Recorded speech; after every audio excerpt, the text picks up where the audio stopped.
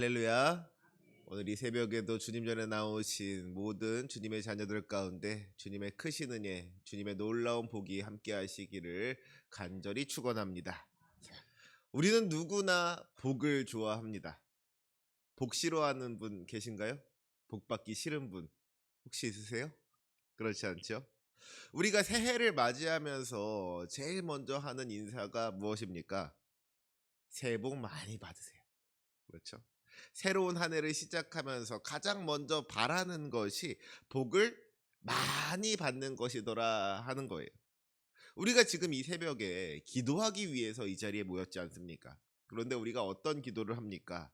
무엇을 기도합니까? 많은 경우에 복 받기 위해서 기도합니다. 건강의 복을 주시고 물질의 복을 주시고 관계의 복을 허락하여 주시옵소서. 사업이 잘 되게 하여 주시고 자녀가 잘 되게 하여 주시고 노후가 평안하게 하여 주시옵소서. 다 복을 구하며 기도한다는 것이죠. 그리고 이것은 결코 잘못된 일이 아닙니다. 우리 하나님은 우리에게 복 주시기를 원하시는 분이세요. 하나님께서 사람을 창조하신 다음에 가장 먼저 하신 일이 뭐예요? 바로 복을 주신 것입니다. 창세기 1장 28절 말씀을 보면 이렇게 기록하고 있습니다. 하나님이 그들에게 복을 주시며 하나님이 그들에게 이르시되 생육하고 번성하여 땅에 충만하라, 땅을 정복하라, 바다의 물고기와 하늘의 새와 땅에 움직이는 모든 생물을 다스리라 하시니라. 생육하고 번성하여 땅에 충만하며 땅을 정복하고 이 세상 만물을 다스리는 것은 하나님께서 우리에게 맡겨주신 사명인 것이죠. 그런데 그 사명을 주시기 전에 먼저 복을 주셨다는 거예요. 사명을 잘 감당하면 복을 주시겠다고, 일 잘하면 복 주시겠다고 그렇게 말씀하신 것이 아니라 일단 먼저 복을 주시고 나서 그 다음에 우리에게 사명을 맡겨주셨다 하는 것이죠. 우리 주님은 실로 복 주시는 하나님이십니다. 하나님께서 여러분이 힘들고 아프고 실패하고 낙심하는 것을 절대로 원하지 않으신다는 거예요. 하나님은 여러분이 복을 받아서 풍성함을 누리기를 원하시고 형통함을 누리기를 원하시는 줄로 믿습니다.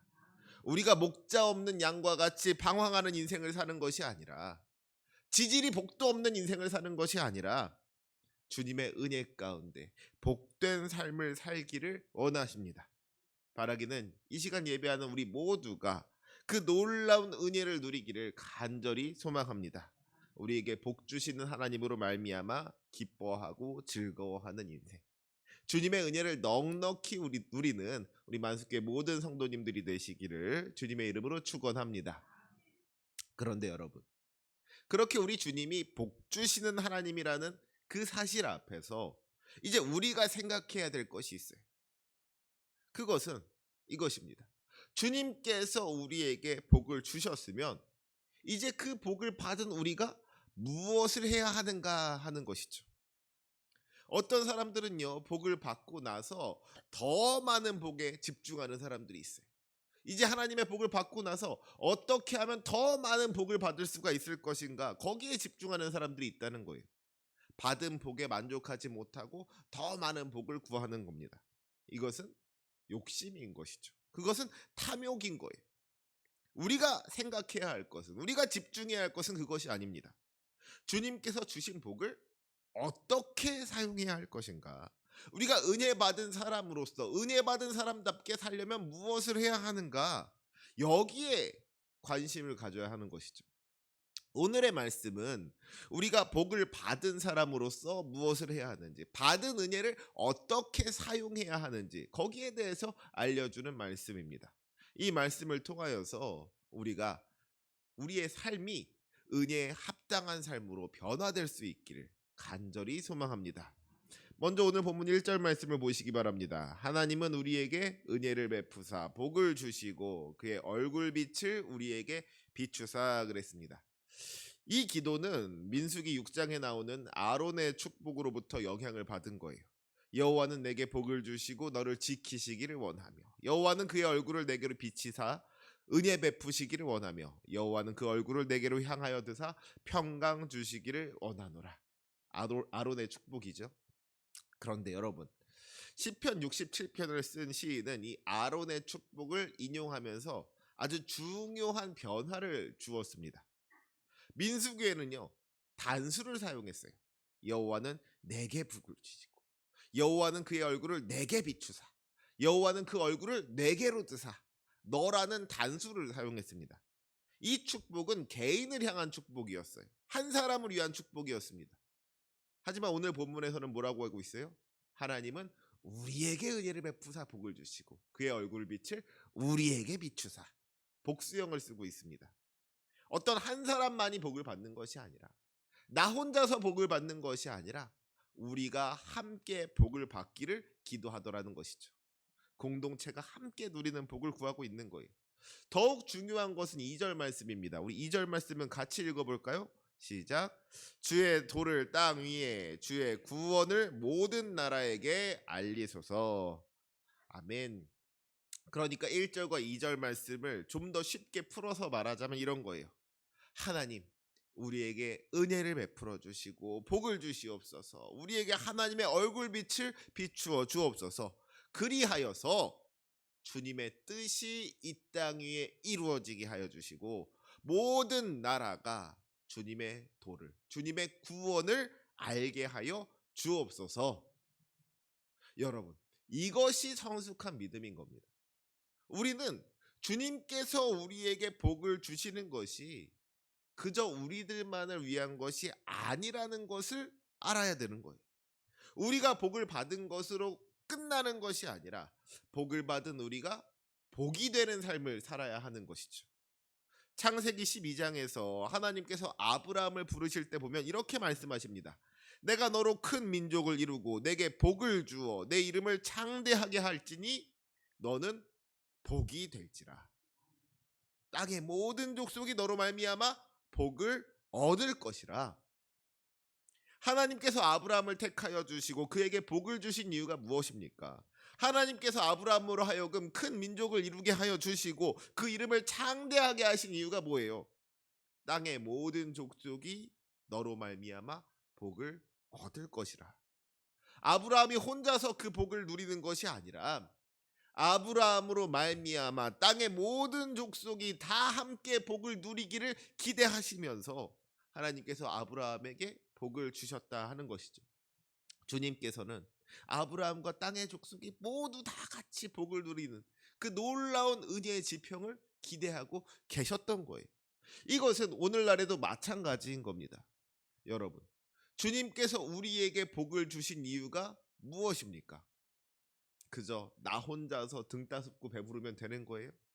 내가 갖고 싶은 거 다 가지고 내가 하고 싶은 거 다 하고 그래서 나 혼자 즐겁고 행복하면 그것으로 충분한 걸까요? 그 모습을 보시면서 우리 주님께서 기뻐하시겠습니까? 그게 아닌 거예요. 그것은 주님께서 주신 복을 잘못 사용하는 겁니다. 이스라엘에는 요단강으로부터 물을 공급받는 두 개의 큰 호수가 있습니다. 북쪽에는 갈릴리 호수가 있고요. 남쪽에는 사해가 있죠. 두 호수는 똑같이 요단강 물을 받아들입니다. 그런데 그 결과는 하늘과 땅 차이인 거예요. 갈릴리 호수는 생명으로 충만하죠. 물속에는 수많은 물고기들이 살고요. 그 주변으로는 풀과 나무가 자라납니다. 하지만 사해는 어떻습니까? 사해는 그 이름 그대로 죽은 바다입니다. 그 물에서는 물고기가 살 수 없고요. 그 주변에는 풀과 나무가 자라나지 못합니다. 황량한 광야뿐인 거예요. 여러분, 왜 똑같은 요단강 물이 들어왔는데 하나는 생명의 바다가 되고 하나는 죽음의 바다가 됩니까? 그 차이는 다른 게 아니에요. 요단강 물을 받아서 다시 흘려보내는 그 갈릴리 호수에는 생명이 살아 숨쉬지만 요단강 물을 받아서 가두어 두기만 하는 사해에서는 아무것도 살아갈 수가 없더라는 것이죠. 우리의 인생도 이와 마찬가지입니다. 많은 성도님들이 더 많은 복을 구하면서 기도합니다. 주님 내게 복을 주시옵소서. 차고도 넘치게 부어 주시옵소서. 하지만 문제는 정작 그 받은 복을 어떻게 사용할지에 대해서는 별다른 생각이 없더라는 거예요. 하나님 돈 많이 벌게 해주세요. 그 돈 벌어서 뭐 하시려고요? 잘 먹고 잘 살아지요. 잘 먹고 잘 살아야지요. 하고 싶은 것 좀 해봐야지요. 노후 대비해야 되는 거 아닙니까? 이런 것들은 영적인 사해와 같은 인생인 거예요. 받기만 하고 흘려보내지 않는다면 그 복은 썩어버리는 겁니다. 물질은 우리를 교만하게 만들고요. 건강해도 그 건강 가지고 죄 짓는 거예요. 지식이 다른 사람을 판단하는 도구가 되는 겁니다. 고인물은 반드시 썩게 되어 있더라는 거예요. 반대로 갈릴리와 같은 인생이 있습니다. 하나님 저에게 물질의 복을 주시옵소서. 제가 이 물질 가지고 하나님을 섬기고 가난한 이웃들을 돕겠습니다. 하나님 저에게 건강을 주시면 그 건강 가지고 주님을 위해서 일하겠습니다. 주님을 위하여 충성하겠습니다. 이런 기도를 하는 사람을 주님께서 더 기뻐하시고 더 큰 은혜 베풀어 주실 줄로 믿습니다. 주님께서 우리를 은혜의 통로로 삼아 주시고 축복의 통로로 삼아 주셔서 귀하게 사용하여 주실 줄로 믿습니다.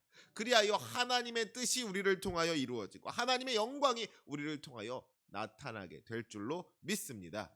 그 은혜를 누리는 저와 여러분이 되시기를 주님의 이름으로 축원합니다. 이제 3절부터 5절까지의 말씀을 보시기 바랍니다. 특별히 3절과 5절 말씀은 마치 후렴구와 같이 반복되고 있어요. 하나님이여 민족들이 주를 찬송하게 하시며 모든 민족들이 주를 찬송하게 하소서. 하나님께서 우리에게 복을 주시고 우리가 그 복을 많은 사람들과 나누니까 어떤 일이 벌어집니까? 모든 민족들이 주님을 찬송하게 되는 거예요. 우리만 기뻐하는 것이 아니라 모든 민족들이 함께 기뻐하게 되는 것이고 우리만 찬송하는 것이 아니라 모든 민족들이 함께 주님을 찬송하게 된다 하는 것이죠. 우리만 기뻐하는 것은 반쪽짜리 복인 겁니다. 우리가 복을 받음으로 말미암아 다른 사람들이 우리를 부러워하게 된다면, 더 나아가 시기하게 되고 질투하게 된다면 그것이 결국에는 우리에게도 별로 좋은 일이 아닌 거예요. 진정한 복은 함께 기뻐하는 것이고 함께 즐거워하는 것입니다. 그리고 무엇보다도 함께 주님을 찬송하는 것입니다.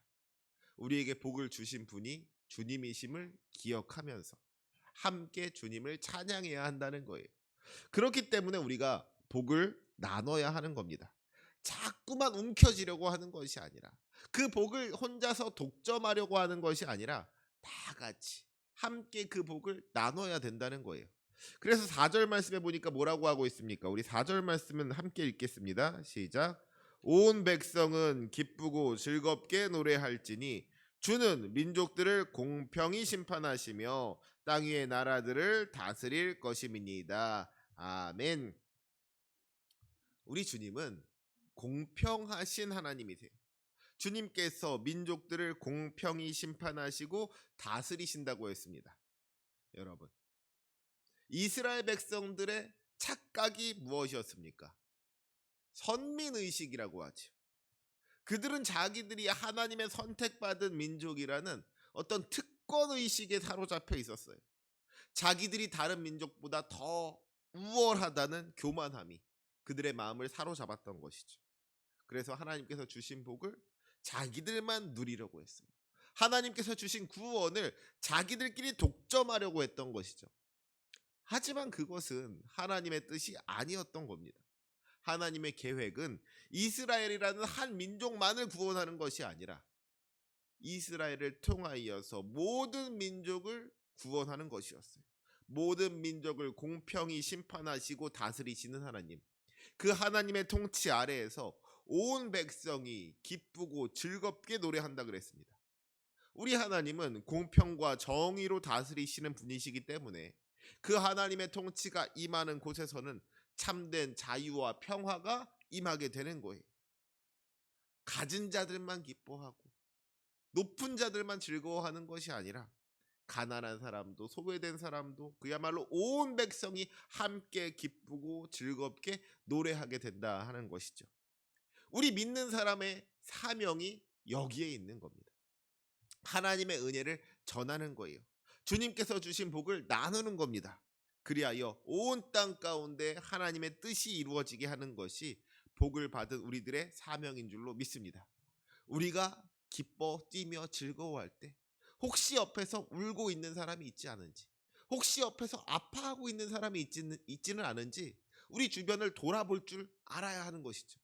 그래서 혹시라도 지금 기쁘고 즐겁게 노래하고 있지 못한 사람이 있다면 그들과 함께 기쁘고 즐겁게 노래할 수 있도록, 우리만 혼자 기쁘고 즐거워하는 것이 아니라 함께 기쁘고 즐거워할 수 있도록 받은 은혜를 나누는 것이 은혜 받은 우리들, 복 받은 우리들의 사명인 줄로 믿습니다.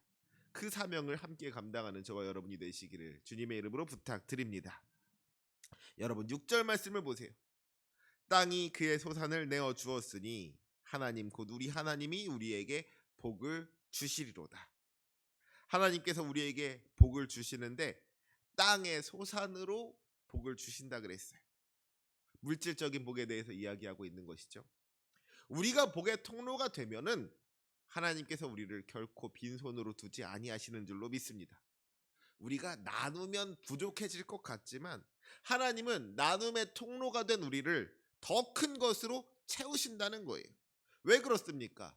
그래야지 더 많은 것들을 흘려보낼 수 있기 때문인 거예요.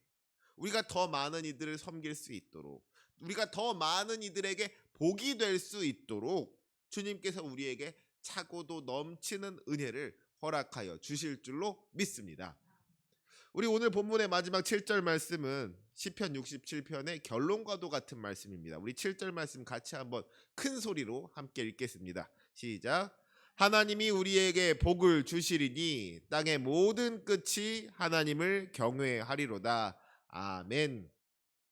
하나님이 우리에게 복을 주시는 것이 결국에는 하나님의 영광으로 이어진다는 거예요.